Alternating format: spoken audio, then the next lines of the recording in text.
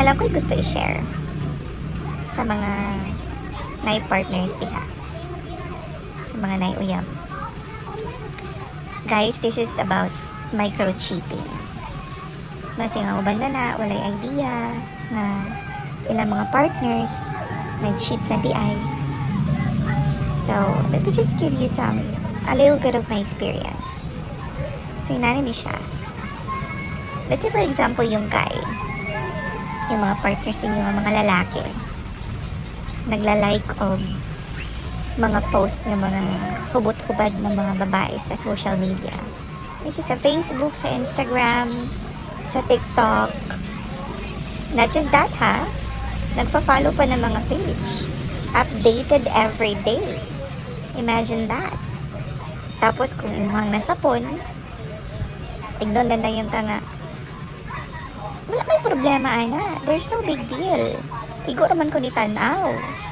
Really. Guys, para sa mga babae, gina siya, nakatatak na gina sa ilaha, makahina gid siya og self-confidence. Not just that, dako kay nga insulto sa ilaha. Unsa po kay feeling ninyo no pagbuhato na sa mga babae ninyo mga partners? Like halos everyday magsige na lang po silang tanong mga post ng mga naka-brief, mga abs. Unsa feeling ninyo? Diba? So kung may respeto sa inyo mga partners, kung love gid niyo yung mga partners, iwas na lang siguro sa mga inanaabutang.